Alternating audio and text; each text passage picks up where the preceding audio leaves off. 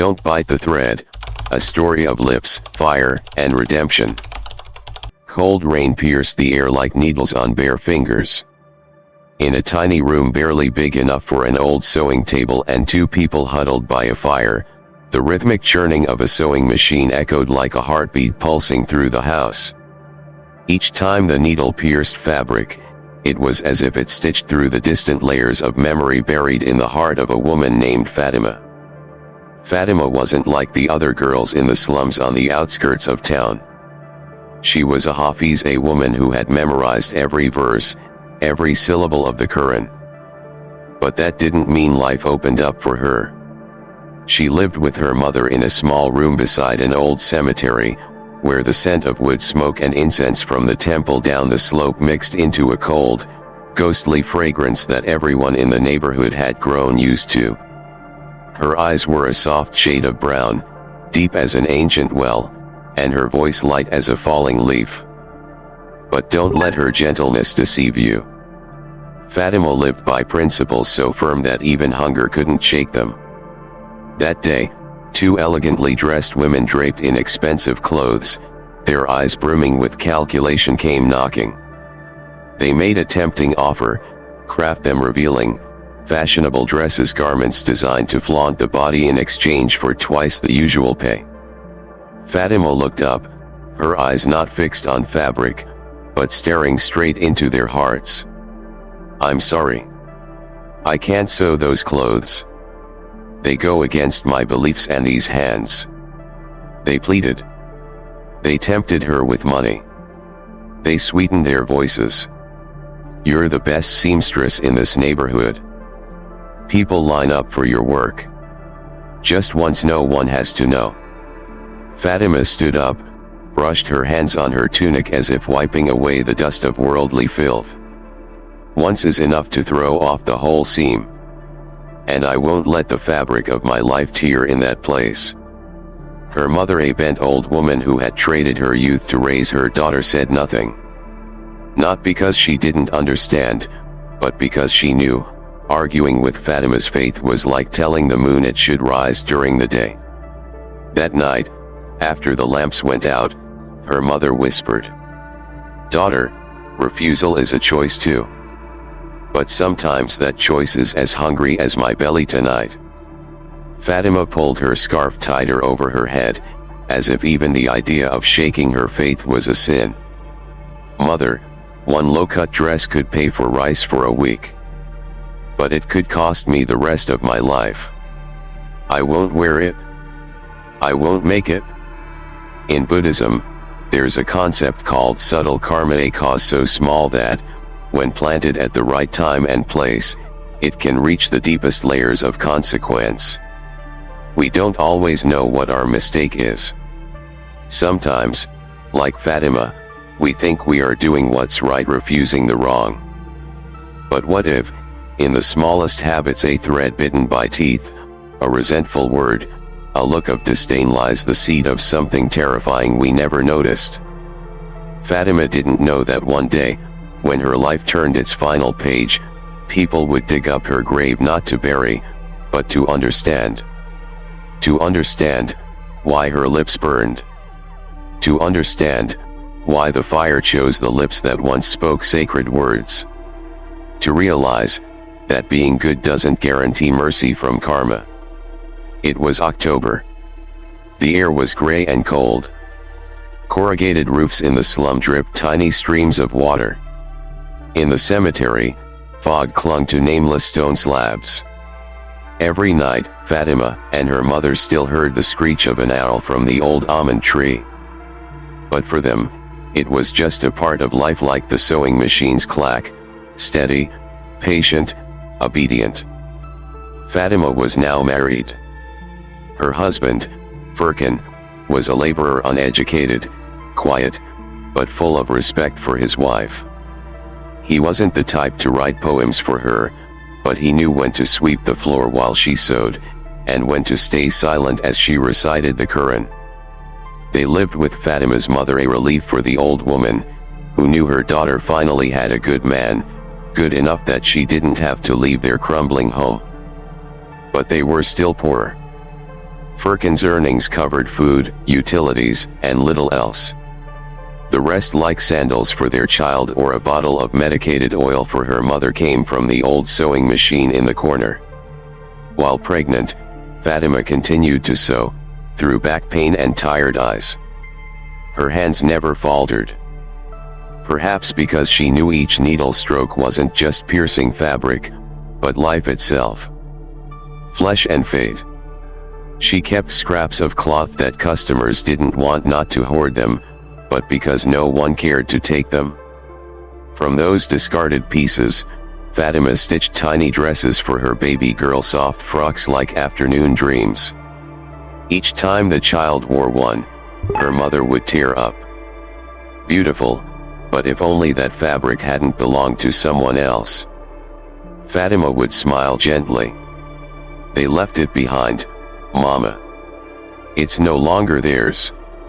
And then, one day, fate like an invisible pair of scissors sliced their life in two. It was an accident. So ordinary.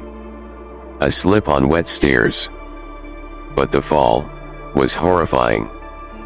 Fatima struck her head on a concrete edge. Blood pooled across the floor. Her mother screamed until her voice cracked. Neighbors rushed in, some called for help, others pressed cloth to the wound. But everything moved slower than fate. Furkan had stayed late that day to buy a plastic doll for their newborn daughter. He rushed home when he heard. But when he arrived, Fatima was already cold in her mother's arms. They say the death of a poor person doesn't stop the world, only empties a room. But Fatima's death left a void that could never be patched. The sewing machine stood silent, as if it had died with her. A half-finished cloth still stuck between its clamps like an unsaid goodbye.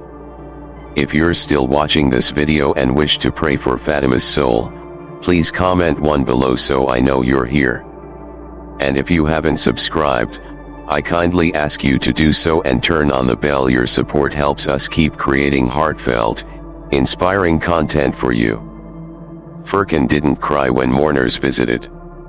He stood quietly in a corner, like rotting wood in the rain. But after they all left, when only his mother-in-law remained, and the baby girl slept peacefully in the cradle, Furkan wept like a child. He reached into his coat pocket for the key to the tool shed, readying for work the next morning. Empty. No key.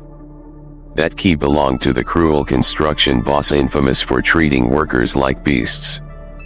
He once threatened to chop off a man's hand for losing a shovel. And that same key, used to open the material shed at dawn, could now turn Furkan into the next target. He remembered kneeling at Fatima's grave, laying her down into the earth. Could the key have slipped out then? Only one place to check: the grave, buried less than 6 hours ago. That night, Furkan returned to the cemetery. Midnight. Windy. Cold. The almond tree hissed again in the darkness. The gravestones stood still. And Fatima lay somewhere beneath freshly unsettled soil. He came with a shovel, a flashlight, and a weight heavier than night. He wasn't afraid of ghosts. He was afraid of truth. The truth that his wife's lips, the lips that once prayed, once whispered to her mother, once smiled at her daughter, might now burn in hellfire. Not for a grand sin, but for a thread. Furkan stood before the freshly packed grave, hands trembling as they gripped the shovel. The wind howled, lifting a thin layer of dust from the wooden grave marker, still blank, not yet carved with her name. He couldn't remember the last time he had shaken like this, maybe the day his mother died. Or maybe never before. Beside him, a man emerged from the shadows. Gorak, the cemetery caretaker. He was an old Indian man with ash-gray hair, moist eyes, and a scent of sweat mingled with burnt incense. "What are you doing? It's the middle of the night." Furkan didn't lie. He no longer had the strength to invent one. He raised his flashlight to his face so Gorak could recognize him. "I'm Fatima's husband. I dropped a key when we buried her. Please, help me. Goruk studied him for a moment, then slowly nodded. Perhaps it was Furkan's eyes, not the eyes of a grave robber, but of a man whose entire world had been stolen. They began to dig. The soil was soft, cold, and damp like the flesh of the dead. With each shovelful, Furkan's heartbeat pounded harder. His hands trembled, not from exhaustion, but from a fear he couldn't name. Neither of them spoke. Only the sound of dirt scraping under metal, and the occasional sharp gasp, choked by the silence of night. After some time, the coffin emerged. The wooden lid was plain like a hastily stitched garment. Goruk exhaled deeply and slowly lifted it open, the flashlight beam revealing. Furkan held his breath. Fatima lay there, still Fatima, but something was terribly wrong. Her lips. They were burning. Not with earthly fire. There was no smoke. No charred smell. But a faint, bluish flame flickered on her skin, rising from her lips like a whisper from the underworld. Her mouth was swollen, blackened, blistered like scorched by acid.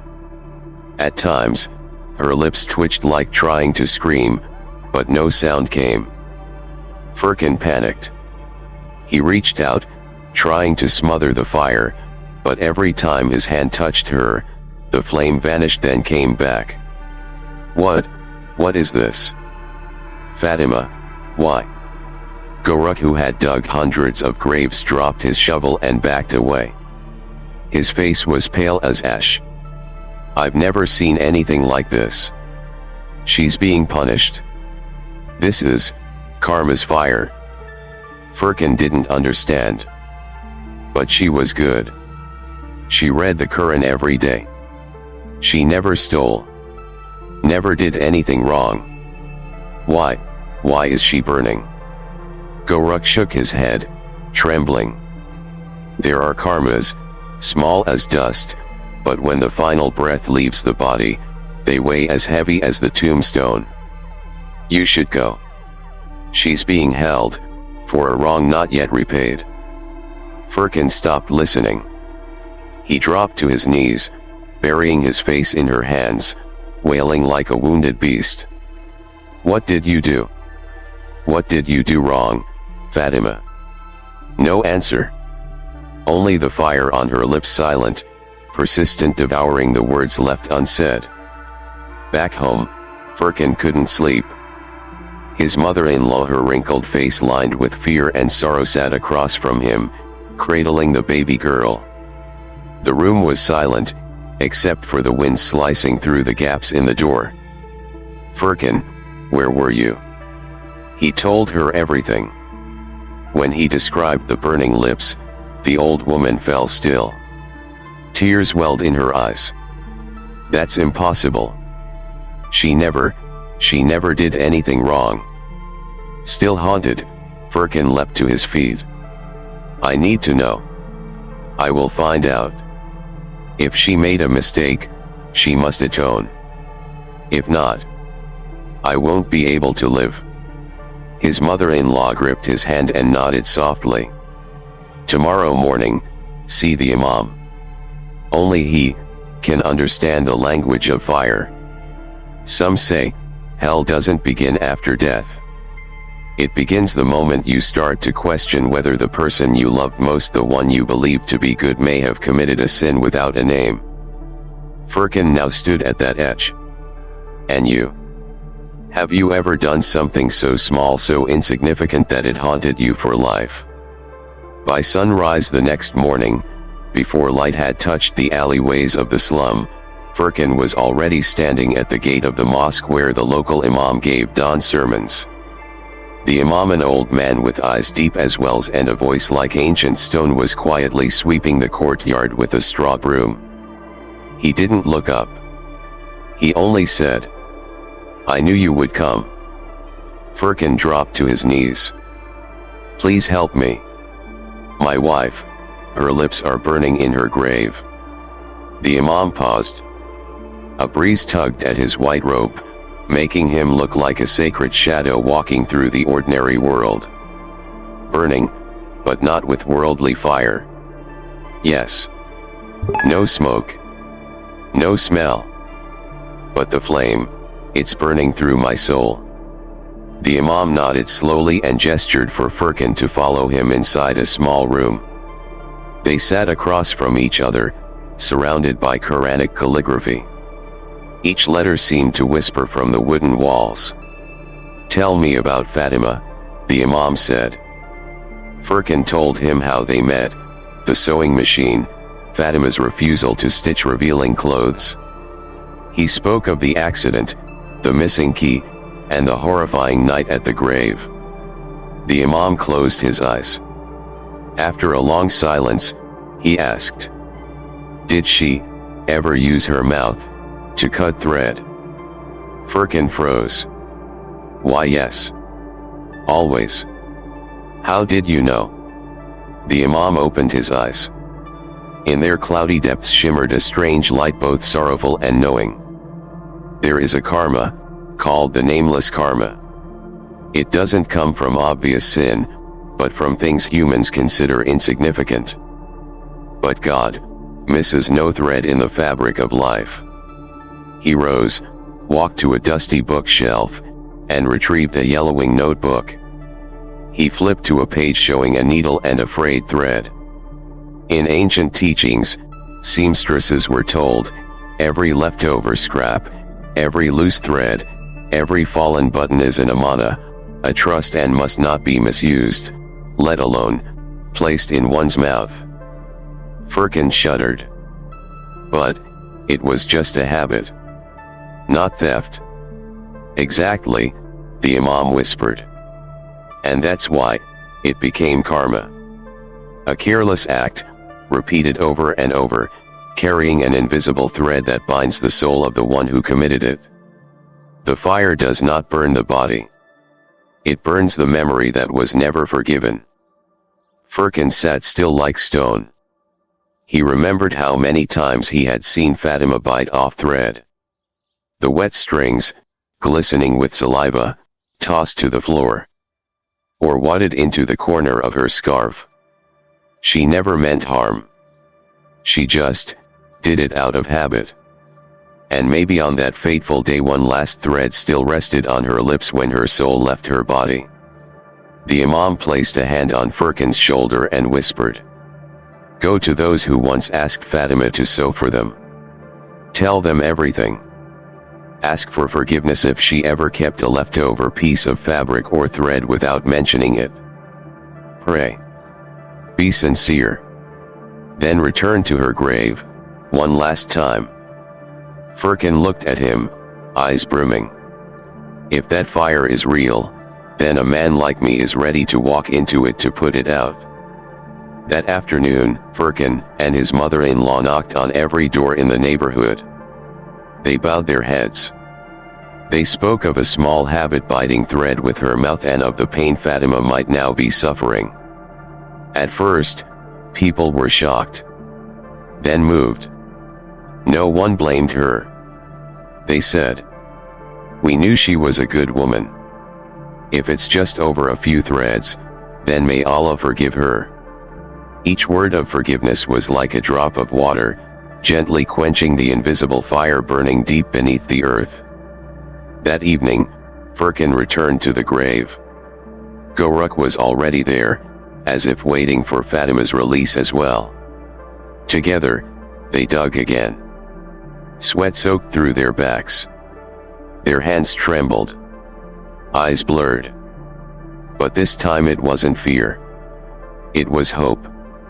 When they opened the coffin, Fatima lay there, peaceful. No more fire. No more blisters. No more swollen lips. Instead, a strange fragrance filled the air like jasmine mixed with sandalwood, soft and pure. And beside her hand was the missing key ring. Furkan broke down in tears, for the first time in days, knowing in his heart that what is right will always be answered if the heart is true. When Goruk closed the lid, he did it slowly, as if reluctant to block Firkin's gaze from his wife's face, no longer tormented, no longer bleeding or burning, but carrying a serene, unearthly calm. "For the first time in my life," he said, voice raspy like wind through stone, "I've seen a grave return fragrance." Firkin held the keyring in his hand. He no longer trembled. His hands were dirty with earth, but his soul had never been cleaner. When he turned to go ruck, the old man smiled faintly. "Her soul is free now. And so are you." They refilled the grave, each shovel of dirt like a patch stitched onto a wound. In Firkin's heart was a lesson deeper than any sermon he had ever heard. Not from the Quran, not from a book, but from a thread once bitten through with teeth and once unnoticed. The next morning, Fatima appeared in her mother's dream. She didn't speak. She stood at the window, holding her baby girl, and smiled. That smile, wordless, lightless, was enough to melt the entire winter in the heart of the grieving mother. When she woke up, she wept. But those were the last tears she would shed. At a prayer gathering later that week, the Imam stood and said something unusual. "Many of us believe that only thieves, murderers, or non-believers are punished. But sometimes, it is the righteous, the devout, who commit the smallest mistakes, not through action, but through unconscious habit. They are so used to being right, they forget to question the little things." He looked over the crowd and said slowly, "We are not judged by the shine of our lives. We are weighed by the tiniest threads we once bit off without even noticing." After the service, someone asked Firkin, "Do you resent her? If that fault was real?" Firkin looked at the man as if he were asking an old question. Then he said, "How could I resent someone who taught me that doing what's right isn't just in grand acts but in how we stitch the smallest tears in the fabric of our lives?" After Fatima's grave was opened for the last time, Firkin was no longer the same man. He stayed in the slum. He didn't remarry. He turned down every offer of work outside the area. Instead, he opened a tiny sewing shop with the modest donations given to his family. He called it the Seamstress of Forgiveness. Every customer, rich or poor, was treated with care, and each piece came with a small tag sewn into the clothing. Every thread is a promise to God. Guard it well. At first, some thought he was just being dramatic. But in time, they felt the difference. Clothes made by Firkin carried peace. Not because they were more beautiful. Not because they were luxurious. But because each stitch was laid down like a prayer, honest, deliberate, mindful. One rainy evening, a woman entered the shop. She wore dark clothes, her face was blurred, her eyes distant. "I used to be a seamstress too, like Fatima," she said. Firkin looked up. She pulled out a chair and sat down. "After hearing your wife's story, I haven't slept. I also used my mouth to bite thread. Hundreds of times. Thousands. I never apologized." Firkin listened in silence, like a priest receiving confession. "I used to take leftover thread, extra fabric. I thought, they don't need it. I'm poor. But now, I'm afraid. Afraid that when I die, my lips might not rest either."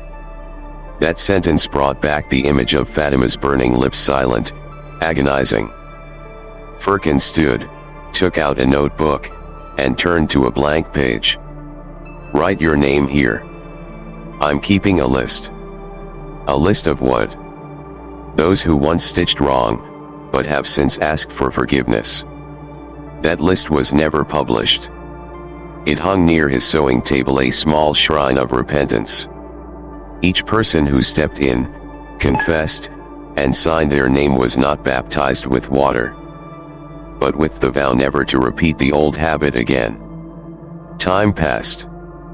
Fatima's mother aged rapidly after her daughter's death. She often sat for hours in silence, eyes staring out the window, where afternoon light slanted through an old curtain right where Fatima used to sit and stitch little dresses. One day, she said, "Furkan, my daughter didn't die because of a thread." Furkan turned to her, surprised. "What do you mean, mother?"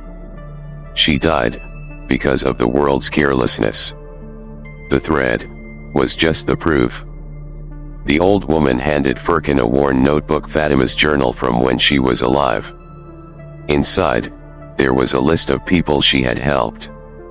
An elderly woman who had no money, but received 3 outfits sewn for free. An orphan child who got her very first Eid dress, made by Fatima from leftover cloth. A woman once beaten by her husband, whose torn shirt Fatima had mended, along with 2 lines of prayer stitched secretly into the pocket. She didn't die because of a fault. She just couldn't survive in a world that treats righteousness as an inconvenience. Furkan was speechless. He understood. Fatima, like everyone, wasn't perfect, but she had lived with honesty stitched into every single seam. She wasn't punished. She was simply forced to remind us all. Neglect is also a sin, even when it's as small as a thread caught on one's lip. The story of Fatima, the seamstress whose lips once burned in her grave but were saved by a single thread, slowly drifted beyond the slums, like dry wind slipping through the cracks of a weary life. No one spoke of her as someone dead anymore. They gave her strange, reverent names. The keeper of God's thread. The woman kissed by fire. She who listened to fabric. And one by one, people emerging from corners where light rarely reached began to seek out Furkan. One day, a rugged man with a thick beard and rough hands walked into the shop. He stood silently, staring at the sewing machine for a long time. Furkan approached. "Do you need something stitched?" The man shook his head, eyes red. "I was the contractor who fired you." Furkan froze. The man lowered his head, voice hoarse. "I remember the day she fell and died. You didn't show up, and I went mad. I thought you just quit. I didn't ask why. I just yelled, cursed, and threatened to smash the whole supply shed." Furkan remained quiet. His heart slowed, weighing each emotion carefully. The man continued, choking up. "I lost everything after that. A month later, my wife left me. 3 months after that, my site burned down. Now, I work for the same men who once worked under me." He pulled out an old, frayed work shirt and held it out. "I want you to make me another just like this. But this time, I'll pay full price. And I won't keep a single scrap." Some apologies aren't spoken to be forgiven. They're spoken because the one saying them cannot live otherwise. Furkan nodded. No blame. No bitterness. He wrote the man's name in the notebook titled "Those Who Returned the Thread," and added one line.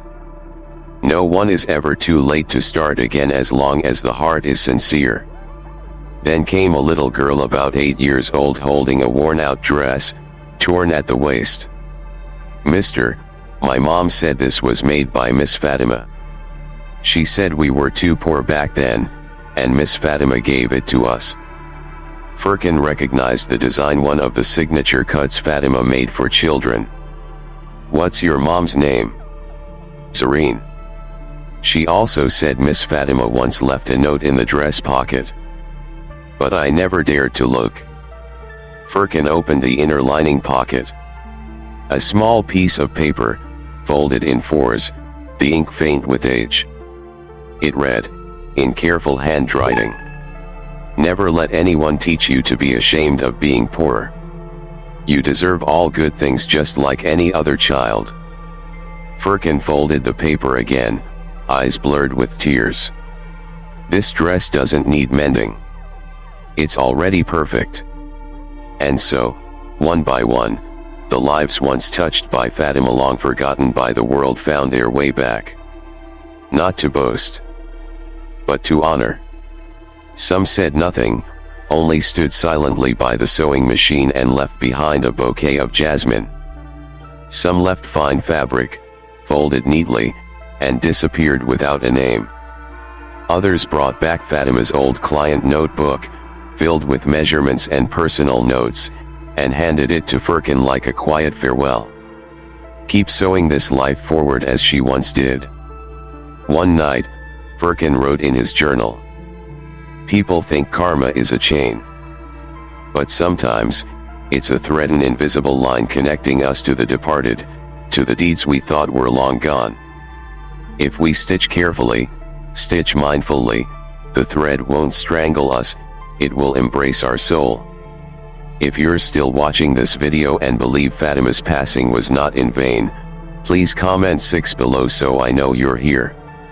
And if you haven't subscribed yet, I recommend clicking subscribe and the bell so you don't miss any future videos.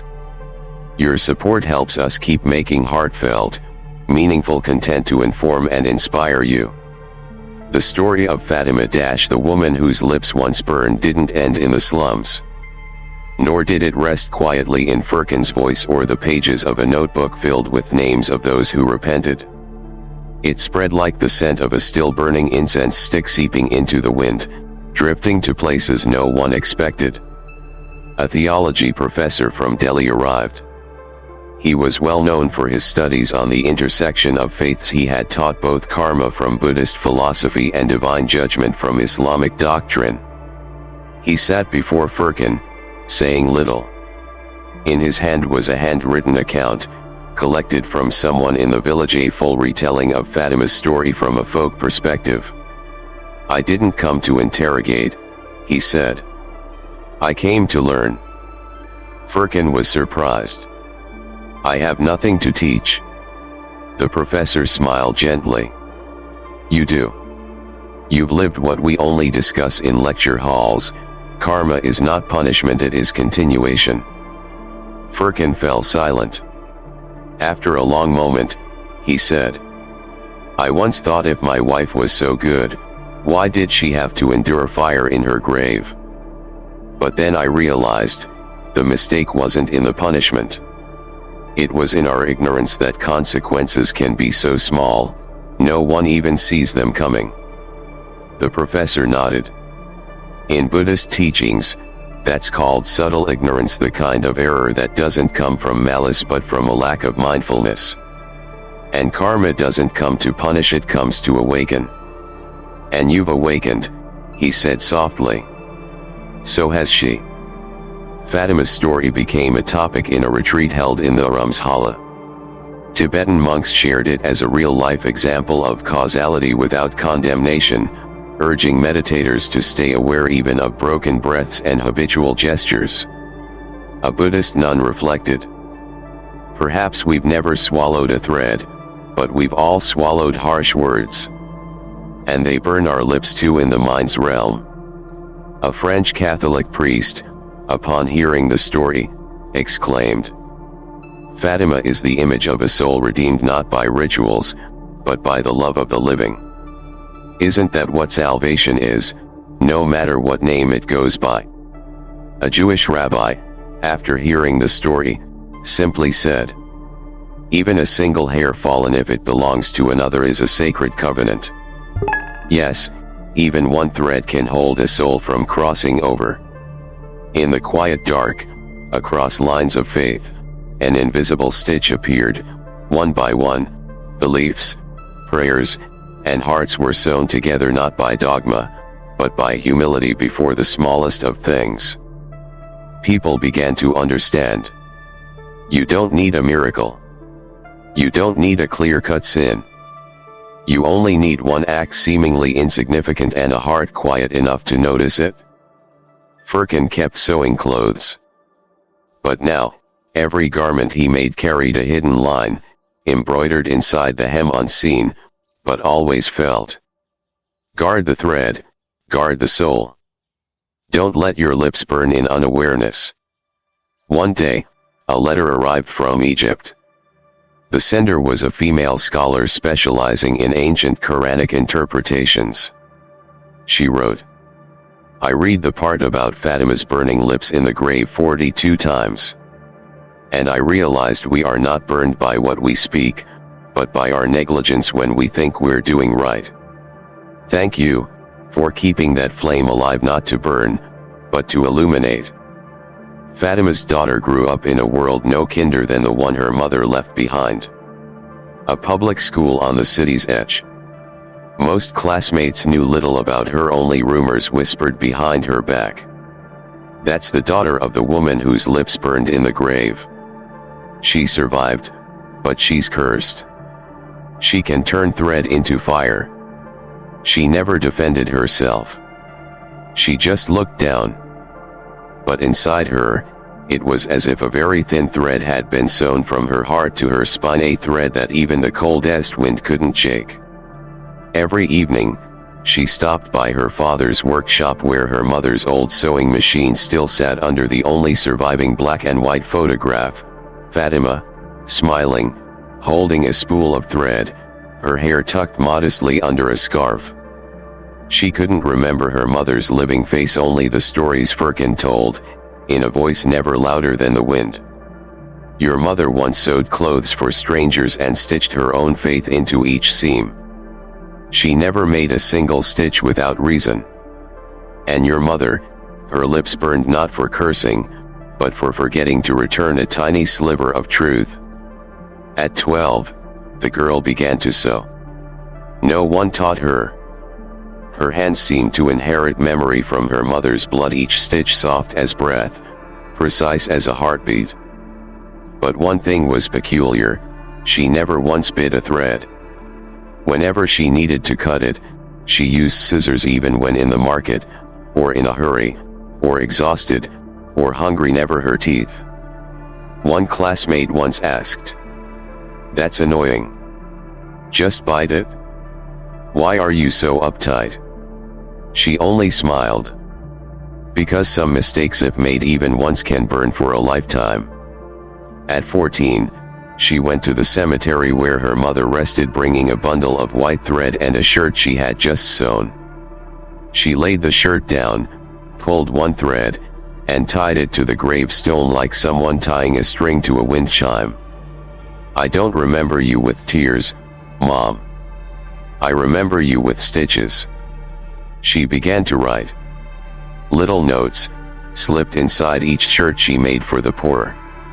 "If this thread holds your shirt together, may your words be held just as tightly. Don't bite the thread. Cut it as we should cut careless habits. A small mistake won't kill you. But if you know it's wrong, fix it before it burns you in silence." One day, Furkan found a pile of those notes. He fell silent. He remembered the day Fatima had hidden a slip of paper in the pocket of a little orphan girl's dress. Now, his daughter was stitching the world back together with that same quiet love. At 15, she stood at her school festival, invited to give a speech. Her classmates still called her the daughter of burnt lips. But that day, she stepped onto the stage, pulled out a red thread, and held it high. "I am the daughter of Fatima, the woman whose lips were burned not for speaking falsely, but for believing too strongly that she was always right. And I'm not here to talk about fire, but to remind everyone. Don't bite thread. Don't swallow your words. And don't live as if carelessness is innocent." The auditorium fell silent. And for the first time, no one laughed when they heard the name Fatima. At 18, Fatima's daughter left the village. She didn't seek fame. She didn't dream of being a designer or an activist. She only carried a cloth bag, a spool of white thread, a notebook filled with her mother's sayings, and a pair of iron scissors, the only thing Furkan had insisted. You may forget your mother's name, but never forget to use these instead of your teeth. She arrived in a city driven by speed and profit. There, people didn't ask, "What do you cut thread with?" They asked, "How many shirts per hour?" She applied to work in a massive garment factory, hundreds of workers seated side by side, sewing machines roaring like swarms of bees. On her first day, the manager sneered. "We don't have room here for moral tailors. Either sew fast or leave." She bowed her head. "I may not be fast, but I am precise." During the first week, she was mocked. There she goes again with her scissors. Too poor to waste time but still acts fancy. A superstitious village girl. She didn't reply. She just kept sewing. One day, a young girl beside her bit off a thread in haste. The thread's sharp end jabbed into her gum, drawing blood. The stain landed on a finished shirt. The manager was furious and docked the entire team's pay. The girl broke into tears. Fatima's daughter handed her a pair of scissors. "Take these. Don't bite again."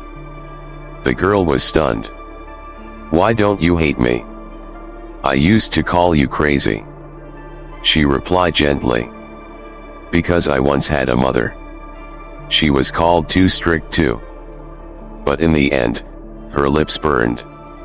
And I don't want that to happen to anyone else." If you're still watching this video and want to empower Fatima's daughter to carry out her mission, please comment 9 below so I know you're here. And if you haven't subscribed yet, I recommend clicking subscribe and the bell so you won't miss any of our future content. Your support helps us continue creating stories that inspire and heal. From that moment, something unusual began to happen. One worker, then 2, then 10 started bringing small scissors with them to work. Then one day, someone pinned a handwritten note to the factory bulletin board. "Don't let your haste burn your lips. A thread is tiny until it becomes the last straw that breaks a soul." There was no signature, but everyone knew who had written it. A year later, the factory owner offered her a promotion. "You've earned respect. The workers trust you. I want you to teach them to sew properly." She looked at him and responded softly. "I don't teach them how to sew right. I teach them how to live right." One late December day, she returned to her village. The wind still whispered through the cemetery. Her mother's grave was clean and tended by the villagers. On the headstone was a newly etched line, carved by a schoolboy who had heard her story. A woman not punished for sin, but remembered forever for the lesson she left behind. She stood at the grave and pulled from her coat pocket a fraying spool of white thread. She unwound a piece. For the first time in her life, she considered cutting it with her teeth as a ritual farewell. But the moment the thread touched her lips, a chill raced down her spine. She stopped, exhaled softly, pulled out her scissors. "No, Mama. I still keep my promise." As she left the cemetery, sunlight suddenly broke through right in the heart of winter. An old man sitting beneath the almond tree whispered, "See that? Her daughter didn't carry fire. She carries light. There are some who leave behind fire, not to burn, but to illuminate the path." Fatima was one of them. She wasn't burned because of sin.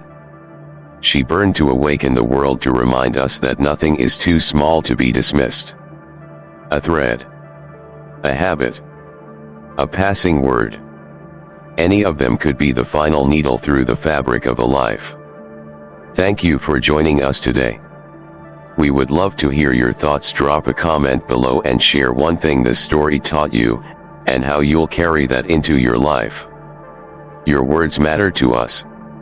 Reading your reflections brings us strength and inspiration. If this video touched your heart, please like, subscribe, and share. Your support helps us continue crafting stories that uplift, inspire, and heal. Thank you for watching, and we'll see you in the next video.